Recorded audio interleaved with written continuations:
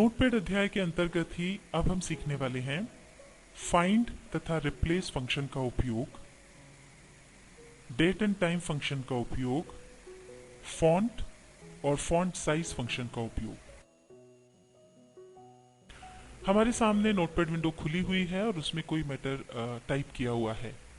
अब मान लीजिए इस मैटर में आप कोई शब्द ढूंढना चाहते हैं, तो शब्द को ढूंढने के लिए हम फाइंड फंक्शन का उपयोग कर सकते हैं। उसके लिए आप मेन्यू बार पर एडिट में जाइए, क्लिक कीजिए और आप जब नीचे आएंगे तो देखेंगे तीसरे हिस्से में ये पहला जो ऑप्शन है वो है फाइंड। इस पर क्लिक कीजिए। अब चूंकि ये जो डायलॉग बॉक्स है या ये जो हमारा बॉक्स है ये ढक रहा है हमारे मैटर को, तो इसको ऐसी जगह ले आए जिससे कि हम हमारा मैटर भी देख पाए। ड्रैग करके हम इसे नीचे ले आए। अब आप यहाँ पर देखिए फाइंड व्हाट ऐसा करके उसने पूछा है और सामने एक पट्टी है, इस पर कर्सर आपको बार बार नजर आ रहा है आता और जाता हुआ। यहाँ पर आपको वो शब्द टाइप करना है जो आप ढूंढना चाहते हैं। मान लीजिए हम ढूंढना चाहते हैं राम, तो यहाँ पर आप राम टाइप कर दीजिए। अब आप देखना चाहते हैं इस मैटर में राम कहां पर आया है। इसके लिए आप कर्सर को शुरुआत में ले जाएं। अब ये देखिए जहां से हमारा मैटर शुरू हो रहा है वहां पर कर्सर आ गया और यहां पर जो डायरेक्शन का एक छोटा सा बॉक्स है जिसमें दो ऑप्शन है अप एंड डाउन, उसमें हमने चुना है डाउन। इसमें अब यहां से कर्सर आपका शुरू होगा और आगे हर लाइन में राम कहां कहां पर आ रहा है ये आपको बताते जाएगा। डायरेक्शन में आपने डाउन चुन लिया और अब आप फाइंड नेक्स्ट वाला जो बॉक्स है उस पर जाकर क्लिक कीजिए। ये देखिए पहला राम तो आपका शुरू में आ गया। अब जैसे जैसे आप फाइंड नेक्स्ट दबाते जाएंगे वैसे वैसे राम कहां कहां पर आ रहा है इस मैटर में वो आपको दिखाता जाएगा। मान लीजिए आपका कर्सर मैटर के अंत में है। अगर मैटर के अंत में आपका कर्सर है और आप डाउन ऑप्शन चूज करते हैं, फिर अगर आप फाइंड नेक्स्ट पर जाएंगे तो ये आपको कुछ भी नहीं बताएगा। और ये यहाँ पर आप देख रहे हैं एक छोटा सा बॉक्स आ गया जो कह रहा है कैन नॉट फाइंड राम। इसके लिए ये ध्यान रखें अगर आपका कर्सर मैटर के अंत में है तो आपको डायरेक्शन चुनना होगी अप। अप डायरेक्शन चुनने पर अब इससे इस तरफ आपका कर्सर आगे बढ़ता जाएगा और वो यहां से राम ढूंढना शुरू करेगा, नीचे से ऊपर की ओर राम ढूंढना शुरू करेगा।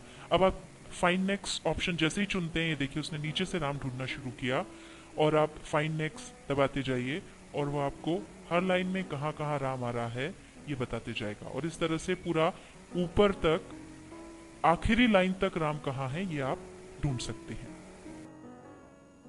आइए अब सीखते हैं रिप्लेस फंक्शन का प्रयोग करना।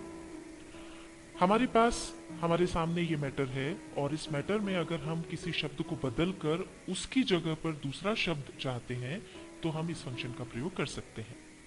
इसके लिए सबसे पहले आप जाइए एडिट पर क्लिक कीजिए।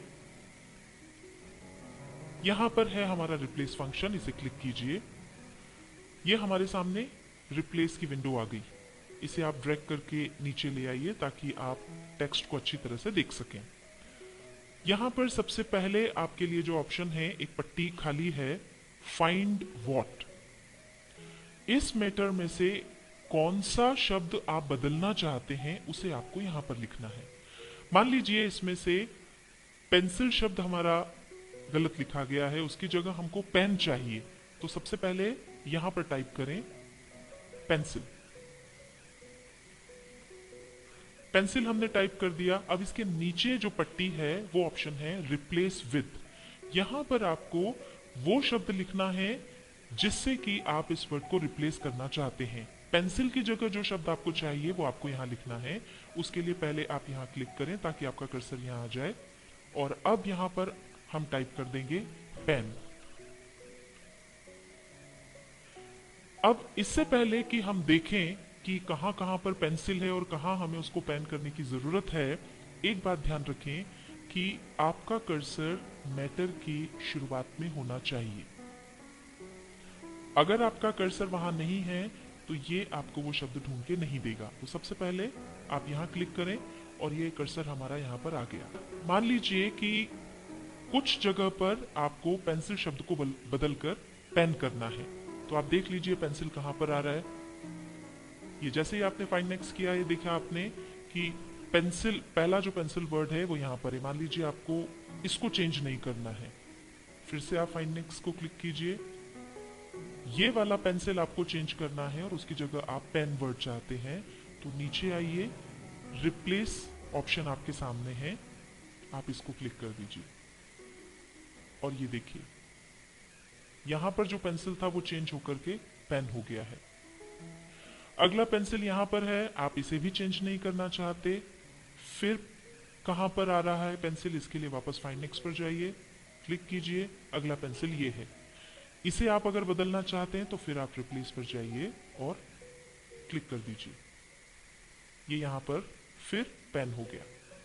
इस तरह से जिस जिस जगह पर आप बदलना चाहते हैं, अगर वो एक या दो या तीन जगह है, तो आप रिप्लेस पर जाकर के क्लिक करेंगे और उस जगह पर आप जो भी नया वर्ड चाहिए वो ले सकते हैं।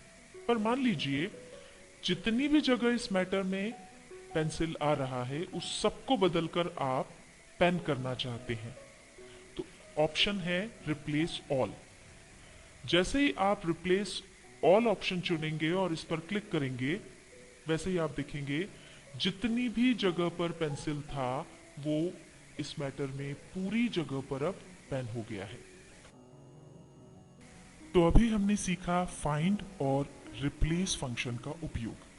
अब ये मैटर आपके सामने है और मान लीजिए आपको लगता है कि इसमें आपको टाइम और डेट डालना है, तो सबसे पहले उसके लिए ये जो कर्सर है इसे आपको ले जाना होगा शुरू में।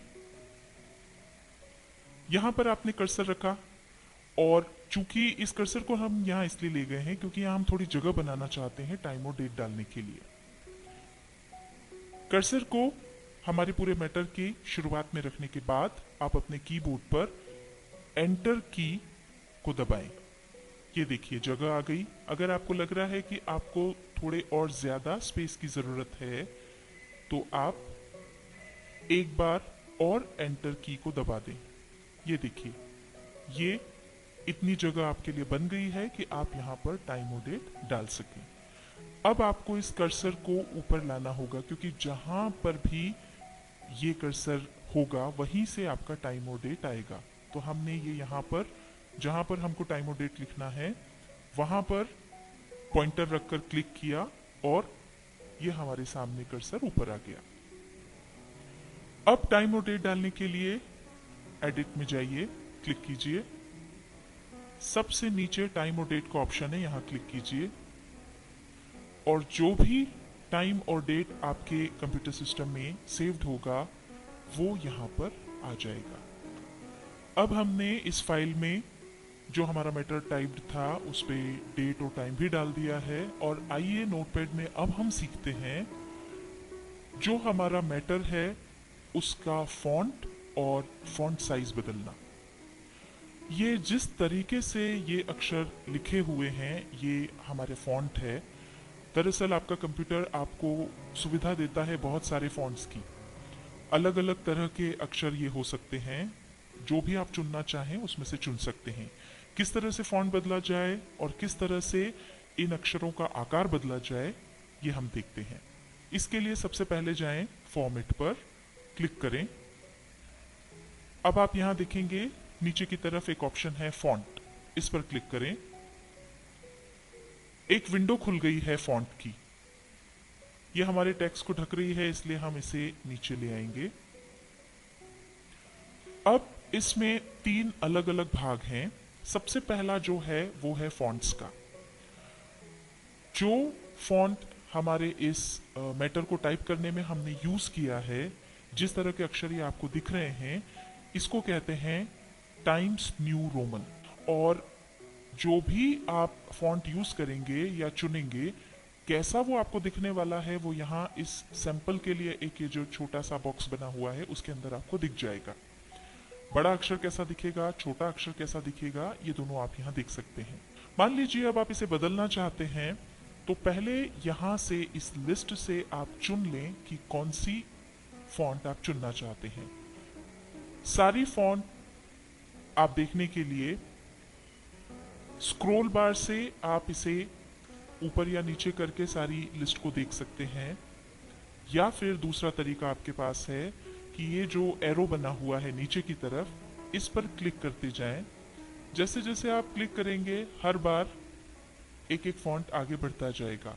और अगर आप इसे जल्दी देखना चाहते हैं तो अपने पॉइंटर को इस पर रखकर लेफ्ट बटन दबाकर रखें और आप देखेंगे पूरी लिस्ट आपकी आंखों के सामने से गुजरती जाएगी। और जो फॉन्ट आपको चाहिए वहां रोककर और फिर उसे चुन करके आप देख सकते हैं। मान लीजिए हमने एरियल फॉन्ट चुना। हम दूसरे लिस्ट पर आते हैं। यह है फॉन्ट स्टाइल। इसमें आप देखेंगे कि यहाँ पर 4 फॉन्ट स्टाइल्स आपको दिए हुए हैं। पहला है रेगुलर। रेगुलर में आपको नॉर्मल तरीके से आपके अक्षर दिखाई देंगे। अगर आप इसे इटैलिक करते हैं तो इटैलिक में ये जो अक्षर हैं वो थोड़े से तिरछे हो जाते हैं। जब आप इसे बोल्ड करेंगे तो आपके जो अक्षर हैं वो थोड़े गाढ़े आपको नजर आएंगे। और अगर आप बोल्ड इटैलिक चुनते हैं तो वो थोड़े तिरछे भी होंगे और थोड़े बोल्ड भी होंगे, थोड़े गाढ़े अक्षर भी होंगे। मान लीजिए हमने चुना बोल्ड इटैलिक और अब हम जाते हैं साइज वाली लिस्ट पर। यहां पर आपको विभिन्न साइज दिए हुए हैं। आपके अक्षर में आप जोन सा भी साइज चुनना चाहते हैं वो ले सकते हैं। इस समय हमारे टाइप्ड मीटर में जो अक्षर है उनका साइज है 18, पर आप इसे जैसा भी चाहे चुन सकते हैं। यहाँ पर सबसे कम साइज जो होता है वो है 8। उसमें देखिए आपके अक्षर इतने बड़े नजर आएंगे। और जो सबसे बड़ा साइज है, अधिकतम जो साइज है वो है 72। अगर आप इसको चुनते हैं तो आपके अक्षर काफी बड़े हो जाएंगे। अब इसमें से आप अपना मनचाहा आकार चुन लें। मान लीजिए हम चाहते हैं हमारा जो फॉन्ट साइज है वो हम चाहते हैं 16। हमने 16 को सिलेक्ट किया और अब जो हमने फॉन्ट चुना है एरियल, फॉन्ट स्टाइल है हमारी बोल्ड इटैलिक और साइज हमने चुना है 16। अब हमारे इस पूरे मैटर को हमने जो नया चुनाव किया है उसमें देखना चाहते हैं तो आप जाकर के ओके पर क्लिक कर दीजिए। अब ये देखिए हमारा फॉन्ट साइज बदल गया और इटैलिक में सारे अक्षर आ गए हैं और इसी के साथ फॉन्ट भी हमारा चेंज हो गया है। नोटपैड अध्याय के इस भाग के अंतर्गत हमने सीखा फाइंड तथा रिप्लेस फंक्शन का उपयोग करना, डेट और टाइम फंक्शन का उपयोग करना और फॉन्ट और फॉन्ट साइज फंक्शन का उपयोग करना।